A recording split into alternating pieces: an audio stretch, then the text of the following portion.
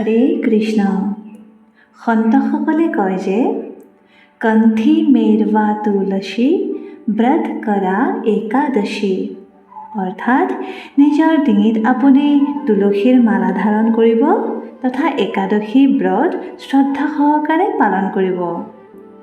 কেৱল এয়াই নহয়, তেওঁলোকে আৰু কয়, যি মনুষ্যই নিয়মপূৰ্বক একাদশী ব্ৰত পালন নকৰে তেওঁক প্ৰেত বুলিয়ে গণ্য কৰা উচিত।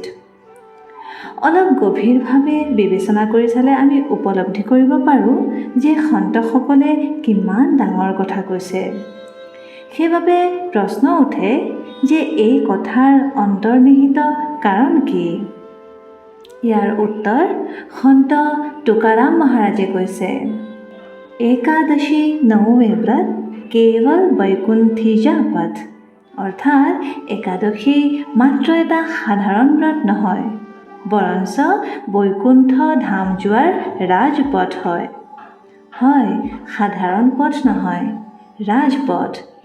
তেন্তে আহক আজি আমি এনে এক অত্যন্ত পবিত্ৰ মোহিনী একাদশীৰ মাহাত্ম্য কথা শ্ৰৱণ কৰোঁ। এদিনাখন ভগৱান শ্ৰীকৃষ্ণৰ সৈতে ধৰ্ম তথা জ্ঞানৰ বিষয়ে চৰ্চা কৰি থকাৰ সময়ত যুধিষ্ঠিৰ মহাৰাজে সুধিলে, হে জনাৰ্দন, বহাগ মাহৰ শুক্লপক্ষত সমাগত হোৱা একাদশীৰ নাম কি আৰু ইয়াৰ পালনৰ দ্বাৰা কি ফলপ্ৰাপ্তি হয়? সেই প্ৰশ্নৰ উত্তৰত ভগৱান শ্ৰীকৃষ্ণই এজন আদৰ্শৱান গুৰুৰ সদৃশ তেওঁ শাস্ত্ৰৰ সন্দৰ্ভৰ সৈতে উত্তৰ দিলে। তেওঁ ক'লে, হে ধৰ্মপুত্ৰ, এই সন্দৰ্ভত বশিষ্ঠ মুনি তথা শ্ৰী ৰামচন্দ্ৰৰ মাজত হোৱা সংবাদ শ্ৰৱণ কৰক। তাতেই আপুনি আপোনাৰ প্ৰশ্নৰ উত্তৰ লাভ কৰিব। তেওঁ ক'বলৈ ধৰিলে, প্ৰাচীন কালত ভগৱান শ্ৰী ৰামচন্দ্ৰই তেওঁৰ কুলগুৰু বশিষ্ঠ মুনিক সুধিলে, হে ঋষিবৰ, পিতাৰ বিৰহত মই অত্যন্ত নিৰাশ হৈ পৰিছোঁ। কৃপা কৰি আপুনি মোক এনে কোনো ব্ৰতৰ কথা কওক যিটো পালন কৰিলে মই সমস্ত পাপ তথা দুখৰ পৰা মুক্ত হৈ পৰিব পাৰোঁ। এই কথা শুনি বশিষ্ঠ মুনিয়ে ক'লে, প্ৰিয় ৰাম, আপুনি অত্যন্ত বুদ্ধিমান। আপোনাৰ পবিত্ৰ নামেই সমস্ত দুখৰ নাশ কৰে। তথাপিও জীৱৰ কল্যাণৰ অৰ্থে আপুনি যি প্ৰশ্ন কৰিছে সেয়া অত্যন্ত প্ৰশংসনীয়। বহাগ মাহৰ শুক্লপক্ষত সমাগত হোৱা মোহিনী একাদশী অত্যন্ত শুভ। এই ব্ৰত পালনৰ দ্বাৰা ব্যক্তি সমস্ত ভৌতিক ক্লেশ তথা পাপৰ পৰা মুক্ত হৈ পৰে। এতিয়া আপুনি এই বিষয়ত জড়িত হৈ থকা এক পৌৰাণিক কথা শ্ৰৱণ কৰক। প্ৰাচীন কালত সৰস্বতী নদীৰ পাৰত ভদ্ৰাৱতী নামৰ এখন সুন্দৰ ৰাজ্য আছিল। এই ৰাজ্যৰ শাসক আছিল ৰজা দ্যুতিমান। অত্যন্ত সহিষ্ণু তথা প্ৰজাপালক এই ৰজাৰ ৰাজ্যত ধনপাল নামৰ এজন পুণ্যশালী বৈষ্ণৱ নিজ পৰিবাৰৰ সৈতে বাস কৰিছিল। নিজৰ নামৰ অনুসৰি তেওঁ নিজৰ ৰাজ্যত অনেক ধৰ্মশালা, উদ্যান, পাঠশালা, পুখুৰী তথা ভগৱান শ্ৰী বিষ্ণুৰ মন্দিৰ ইত্যাদি নিৰ্মাণ কৰি নিজৰ ধন ৰাইজৰ সেৱাৰ অৰ্থে ব্যৱহাৰ কৰিছিল। এই পৰোপকাৰী বৈষ্ণৱজনৰ 5জন পুত্ৰ আছিল। তেওঁলোকৰ নাম আছিল সমান, জ্যোতিমান, মেধৱী, সুকৃতি তথা ধৃষ্টবুদ্ধি। সকলোকেইজন পুত্ৰই আছিল সদাচাৰী, কিন্তু তেওঁৰ পুত্ৰ ধৃষ্টবুদ্ধি নিজৰ নাম অনুসৰিয়ে দুৰাচাৰী আছিল। নিষ্পাপ পশু হত্যা, মাংস ভক্ষণ, মদিৰাপান, চুৰি, জুৱা ইত্যাদি সকলোবোৰ বেয়া অভ্যাসেই তেওঁৰ মাজত আছিল। তেওঁ কেতিয়াও কোনো ব্ৰাহ্মণ, বৈষ্ণৱ, অতিথি, জ্যেষ্ঠজনক সন্মান প্ৰদৰ্শন নকৰিছিল আৰু কেতিয়াও কোনো উপায়েৰে ধনো উপাৰ্জন নকৰিছিল, বৰঞ্চ নিজ পিতৃৰ সম্পত্তিৰ অন্ধভাৱে ব্যয় কৰিছিল। আৰু এদিনাখন হ'ল কি যে তেওঁৰ পিতৃয়ে ধৃষ্টবুদ্ধিক এটা চাৰিআলিৰ মাজত নিৰ্লজ্জভাৱে এগৰাকী বেশ্যাৰ সৈতে কান্ধত ধৰাধৰিকৈ গৈ থকা দৃশ্য দেখা পালে। পৰিণতিত ঠিক সেই দিনাই ধৰমপালে দুখত ম্ৰিয়মান হৈ নিজ পুত্ৰক ঘৰ তথা সম্পত্তিৰ পৰা নিষ্কাশিত কৰি দিলে। আৰু যি বুদ্ধি এবাৰ মলিন হৈ পৰে দৰাচলতে সি ইমান সহজে শুদ্ধ হ'ব নোৱাৰে।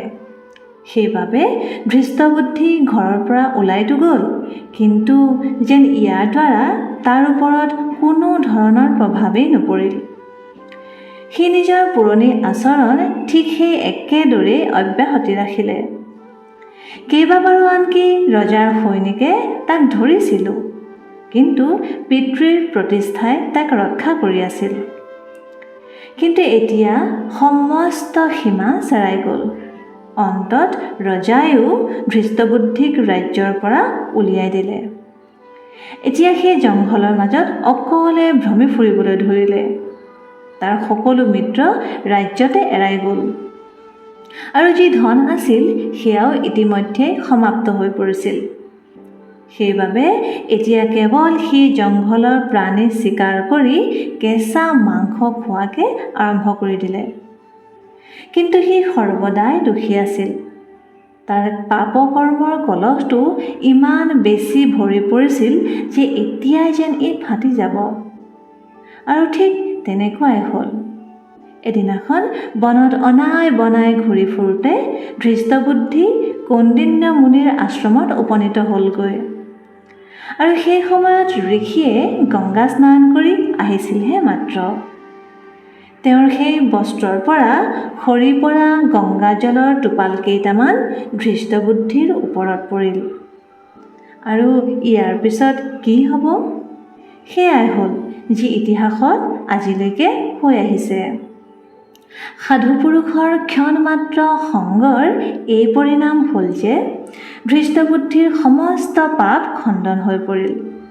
সি বিনম্ৰ সহকাৰে ঋষিক প্ৰণাম জনাই এইদৰে ক'লে, হে মুনিবৰ, মই অত্যন্ত পাপী। এনে কোনো জঘন্য পাপ নাই যিটো মই নকৰাকৈ আছোঁ। পৰিণামস্বৰূপে মই নিজ পৰিবাৰ তথা ৰাজ্যৰ পৰাও দূৰ হৈ পৰিলোঁ। হে ঋষিবৰ, মোৰ দৰে পাপী ব্যক্তিৰ বাবে এই দুখৰ সাগৰৰ পৰা মুক্ত হোৱাৰ কোনো উপায় আছে নেকি? এইদৰে কৈ তেওঁ ঋষি কৌণ্ডিন্যৰ ফালে আশাৰে চাই ৰ'ল। তাৰে বচন শুনি ঋষিয়ে ক'লে, হে বৎস, ধ্যানপূৰ্বক শুনা। মই তোমাক এনে এক ব্ৰতৰ বিষয়ে ক'বলৈ লৈছোঁ যিয়ে মেৰু পৰ্বততকৈও অধিক প্ৰচণ্ড পাপ ৰাশি নষ্ট কৰি পেলায়। এই ব্ৰত পালনৰ দ্বাৰা কিছু সময়ৰ ভিতৰতে তোমাৰ সমস্ত পাপ নাশ হৈ পৰিব আৰু তুমি আধ্যাত্মিক গতি প্ৰাপ্তি কৰিবা। আৰু এই ব্ৰত হৈছে বহাগ মাহৰ শুক্লপক্ষৰ মোহিনী একাদশী। এই ব্ৰত দৃঢ়পূৰ্বক পালন কৰিবা, তেতিয়া তোমাৰ সকলো কষ্ট সমাপ্ত হৈ পৰিব। এই কথা কৈ ঋষিয়ে মোহিনী একাদশীৰ ব্ৰতৰ বিধিৰ বিষয়েও ক'লে।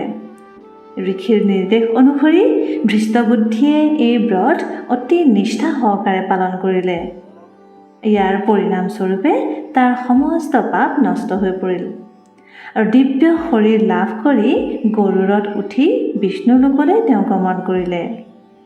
আৰু এইদৰে বশিষ্ঠ মুনিয়ে প্ৰভু শ্ৰীৰামচন্দ্ৰক কোৱা কথাৰ সমাপন কৰি ভগৱান শ্ৰীকৃষ্ণই যুধিষ্ঠিৰ মহাৰাজক ক'লে, হে ধৰ্মৰাজ, এই ব্ৰত পালনৰ দ্বাৰা অৰ্জিত পুণ্যৰ কিঞ্চিত মাত্ৰও কোনো তীৰ্থস্থান দানৰ সৈতে তুলনা হ'ব নোৱাৰে। যি ব্যক্তিয়ে এই কথাৰ কেৱল মাত্ৰ শ্ৰৱণো কৰে তেওঁ 1000 গৰু দান কৰাৰ পুণ্যফল প্ৰাপ্তি কৰে। তেন্তে আহক সম্পূৰ্ণ শ্ৰদ্ধা তথা নিষ্ঠাপূৰ্বক এই মোহিনী একাদশীৰ ব্ৰত আমি সকলোৱে পালন কৰোঁ। ধন্যবাদ। হৰে কৃষ্ণ।